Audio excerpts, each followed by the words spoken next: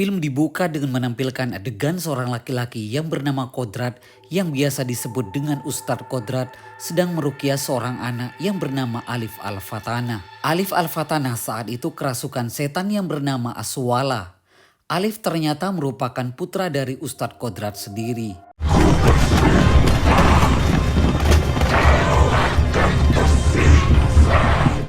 Namun naasnya Kodrat gagal meruqyah anaknya sendiri hingga akhirnya Alif Al-Fatana tewas di tangan setan Aswala.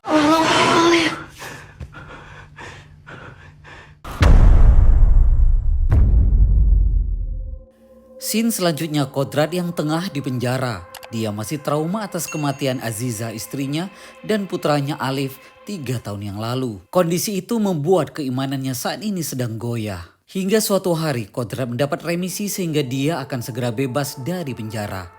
Namun tiba-tiba datang seorang petugas sipir ke selnya membawa rantai besi dan melilitkannya ke leher Kodrat. Kemudian dia menyeret tubuh Kodrat ke ruangan sel kosong. Petugas sipir itu ternyata telah dirasuki setan Aswala. Tubuh Kodrat digantung menggunakan rantai besi itu. Beruntungnya teman satu sel bersama petugas sipir lainnya datang menyelamatkannya. Akhirnya Kodrat berhasil terlepas dari lilitan rantai besi itu. Namun dia tidak sadarkan diri. Di dunia dimensi lain Kodrat berada di tengah gurun pasir. Dia mendengar dari kejauhan suara azan yang membuat dirinya bertayamum dan melakukan sholat.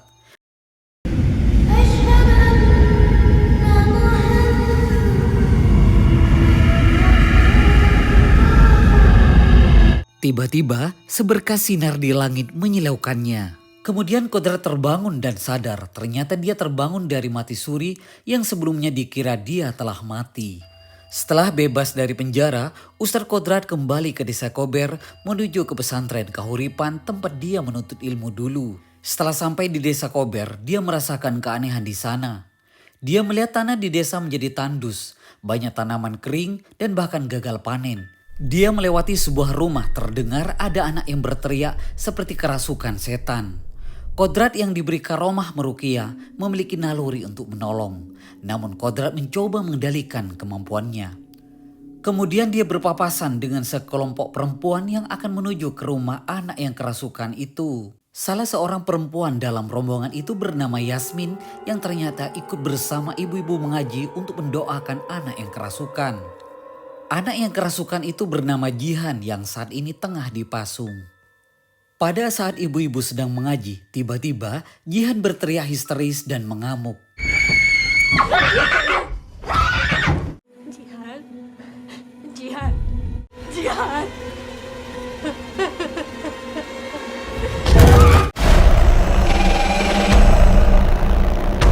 Dia membentur-bentur kepalanya sendiri ke kayu, sehingga membuat Jihan mati secara mengenaskan. Sementara itu Kodrat yang tiba di pesantren Kahuripan, dia terkejut melihat kondisi pesantren yang saat ini telah banyak berubah.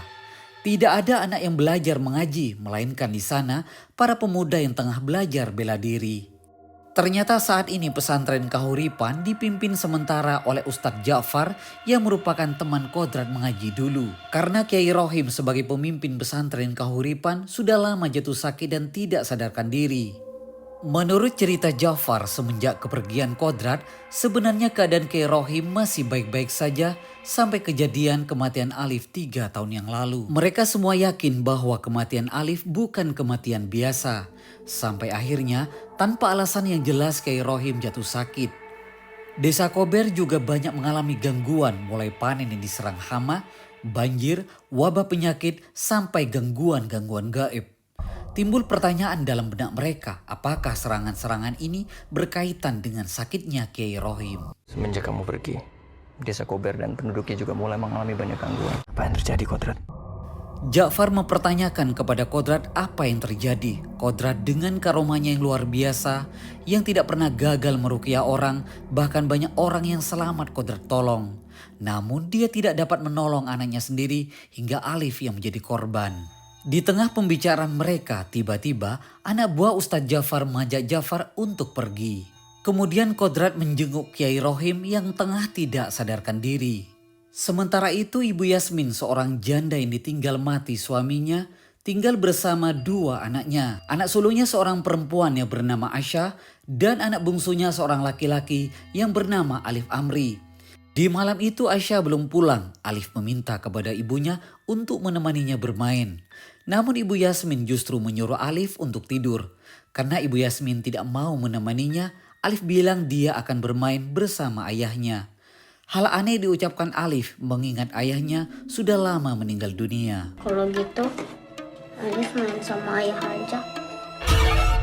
Alif di dalam kamarnya terlihat tengah tertawa sendiri di depan lemari yang terbuka. Kemudian Asya datang, ibunya menceritakan Alif saat ini memiliki kebiasaan aneh. Sekarang dia ngomong sendiri di depan lemari. Di tengah pembicaraan mereka, tiba-tiba terdengar suara dari kamar Alif. Setelah pintunya terbuka, ternyata kursi roda Alif terlempar ke pintu. Mereka melihat Alif dalam kondisi tidak sadarkan diri. Hingga paginya Alif siuman, namun kondisi badannya masih demam.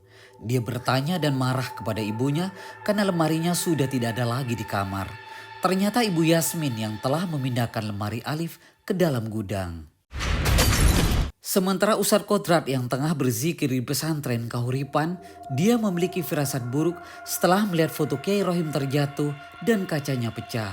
Sementara di rumah ibu Yasmin, tiba-tiba Alif menghilang dari kamarnya. Ibu Yasmin dan Asya panik, mereka mencari Alif dan akhirnya menemukan Alif berada di dalam gudang. Alif terlihat menghadap ke lemari yang terbuka. Alif mengatakan dia tidak perlu orang lagi, asal nurut kata ayahnya Alif bisa berjalan lagi.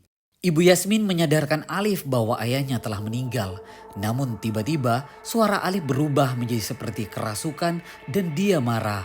Jangan ngomong jelek soal ayah. Tutup mulutmu perempuan laknat. Alif ternyata kerasukan setan Naswala. Dia menyerang ibu Yasmin dan Asya. Namun Yasmin dan Asya berhasil kabur dari gudang itu. Ibu Yasmin meminta kepada Asya untuk menunggu di rumah. Sementara Yasmin bergegas pergi menuju ke pesantren Kahuripan berniat menemui Ustadz Jafar untuk meminta pertolongan. Dengan penuh kepanikan Yasmin bertemu dengan Ustadz Kodrat. Dia mengatakan ingin bertemu dengan Ustadz Jafar. Karena Ustadz Jafar tidak ada, Yasmin meminta tolong kepada Ustadz Kodrat untuk meruqyah anaknya yang kerasukan. Namun Ustadz Kodrat tidak mau karena dia masih trauma atas kematian anaknya. Dia menyarankan agar menunggu Ustadz Jafar. Namun Ibu Yasmin terus meminta tolong kepada Ustadz Kodrat untuk meruqyah Alif anaknya. Ustadz Kodrat yang mendengar nama Alif tersentuh hatinya karena memiliki nama yang sama dengan nama anaknya. Akhirnya dia pergi bersama Ibu Yasmin. Sementara itu Alif yang masih kerasukan di dalam gudang terus berteriak dan membujuk agar kakaknya membukakan pintu untuknya. Karena merasa kasihan dan sayang kepada adiknya, akhirnya Asya membukakan pintu dan masuk ke dalam gudang itu. Dia mengajak Alif keluar dari gudang itu, namun tiba-tiba Alif keluar yuk. Tapi kembalikan dulu kan Alif. setan yang merasuki Alif menghantui Asya. Dalam dunia dimensi lain, Asya bertemu dengan Ibu Yasmin, Alif dan mendiang ayahnya. Mereka merayakan ulang tahun Asya. Ayahnya mengucapkan selamat ulang tahun buat Asya. Lalu ayahnya menyuruh Asya untuk memotong kuenya. Namun tanpa terasa, kenyataannya dia telah melukai tangannya sendiri. Asya kesakitan karena tangannya terluka, dia tersadar. Beruntungnya, Ustadz Kodrat dan Ibu Yasmin segera datang. Alif yang tidak bisa berjalan tiba-tiba perlahan berdiri dan dia berjalan dengan memegang pisau dan menyerang Kodrat. Namun serangan itu dapat dihindari Kodrat dengan tenang. Di sela-sela doa yang Kodrat ucapkan, setan yang berada di dalam tubuh Alif Amri terus memprovokasi Kodrat. Namun Kodrat tidak bergeming dan dia malah mempertegas suaranya. Munafik kau keturunan Adam, kau bersujud kepada Allah. Tapi kau mempertanyakan kuasanya.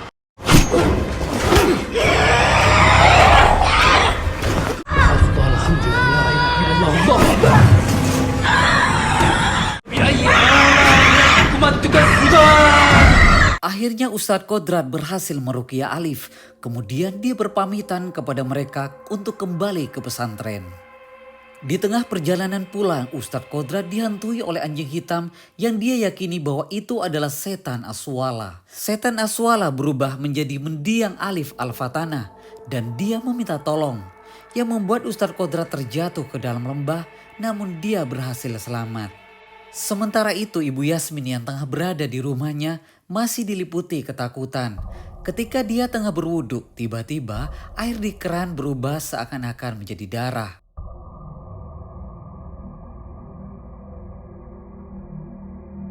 Sementara itu, Alif yang tengah berada di kamar kembali kerasukan setan Aswala.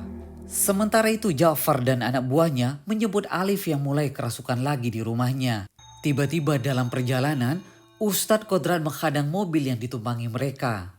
Kodrat mencari Alif dan dia berniat untuk menolong Alif dari sihir keturunan iblis Aswala. Namun Ja'far tidak mau karena dia yang selama ini telah meruqyah warga desa Kober. Ja'far mengatakan bahwa ini adalah Alif Amri bukan Alif Al-Fatanah putra Kodrat. Ja'far mengingatkan kepada Kodrat agar jangan membuat kesalahan yang sama.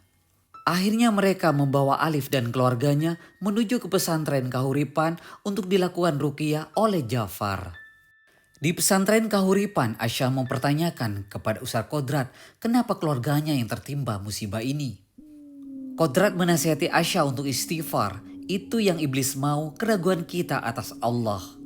Allah yang maha besar dan Islam adalah ajaran yang sempurna. Kita semua manusia lemah dan penuh dosa. Di tengah pembicaraan mereka terlihat di sana ada Bapak Ibu Jihan yang tengah bersedih dan berduka atas kematian anaknya. Ayah Jihan melampiaskan kemarahannya kepada Kodrat karena dia dianggap satu kroni dengan Ja'far. Karena dia merasa Ja'far mengambil tanah dan kebunnya atas imbalan ruqyah anaknya, namun Jihan tidak dapat diselamatkan. Ayah Jihan mengatakan penduduk desa di desa Kober sudah tahu bahwa pesantren Kahuripan menggunakan agama untuk kepentingan nafsu serakah untuk harta dan kekayaan.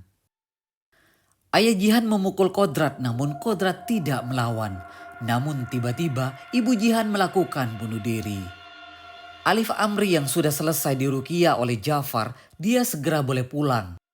Kodrat mempertanyakan kepada Ja'far yang telah memeras dan meminta imbalan kepada setiap warga atas ruqyah yang dilakukan. Namun Ja'far membantahnya dan dia tidak menerima seruan Kodrat.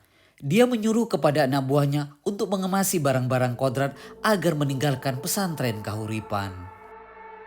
Di malam harinya Ibu Yasmin memberikan air yang telah didoakan Ja'far untuk diminum Alif. Ini ada air, udah dibacain sama Ustadz Ja'far buat kamu minum. Bacain itu jampi-jampi ya? Doa, kan jampi-jampi. Di tengah pembicaraan mereka, tiba-tiba lampu rumah mereka padam. Ibu Yasmin segera pergi ke gudang untuk memeriksa mesin genset di sana. Sementara Alif dan Aisyah menunggu di kamarnya. Di dalam gudang, Ibu Yasmin mencoba untuk mengisi bahan bakar genset. Namun tiba-tiba muncul suara. Ternyata di gudang muncul anjing besar yang merupakan jelmaan setan Aswala. Setan Aswala kemudian merasuki tubuh Yasmin. Aisyah yang ketakutan mencari ibunya. Namun tiba-tiba Ibu Yasmin dalam kondisi kerasukan meminta kepada Aisyah untuk segera ke pesantren menemui Ustadz Ja'far. Akhirnya Aisyah bergegas pergi. Sementara Kodrat yang tengah berada di pesantren berpamitan kepada Kiai Rohim yang tidak sadarkan diri. Kodrat akhirnya melawan anak buah Ja'far. Kodrat mencari Ja'far ke ruangannya. Setelah menemukan Ja'far, dia terkejut ternyata Ja'far selama ini memuja iblis dan setan Aswala. Dan otak pelaku di balik semua kejadian yang menimpa desa Kober.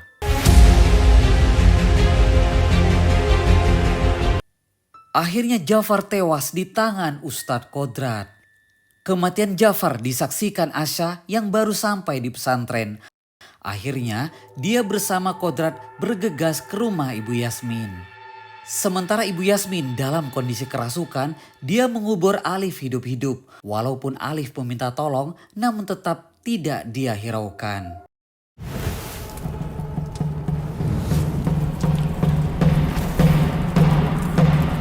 Aisyah dan Ustadz Kodrat yang baru sampai bertemu dengan Yasmin dalam kondisi kerasukan. Kodrat melakukan ruqyah terhadap Ibu Yasmin. Kodrat menanyakan di mana Alif. Ibu Yasmin menjawab, Alif yang mana? Alif yang dia penggal kepalanya atau yang baru saja dia kubur hidup-hidup? Assalamualaikum Ustadz Kodrat.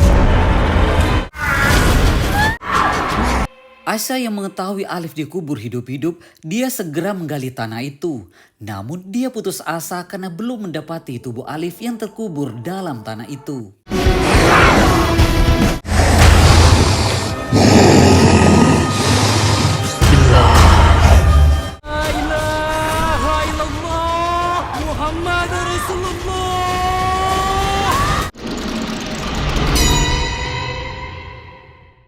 Kodrat akhirnya berhasil melakukan ruqyah terhadap Ibu Yasmin. Kodrat mencoba menggali tanah untuk mencari Alif.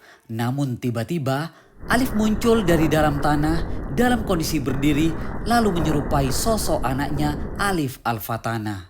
Dia mencoba menggoyahkan pendirian Kodrat, mengajak bersamanya menemui ibunya yang telah mati. Kodrat yang sadar bahwa tubuh Alif telah dirasuki setan yang menyerupai anaknya, akhirnya dia mengikhlaskan kepergian anaknya.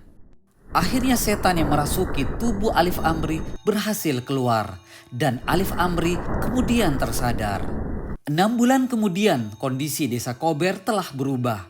Tanaman di sana sudah mulai subur dan Kiai Rohim sudah mulai tersadar.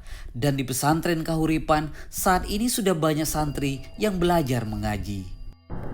Sementara Kodrat berpamitan kepada Kiai Rohim untuk melanjutkan perjalanan mencari tahu misteri di balik kematian Aziza istrinya.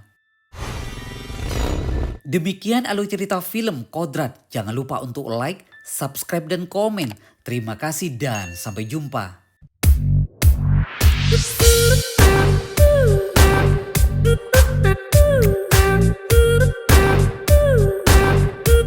Thank you.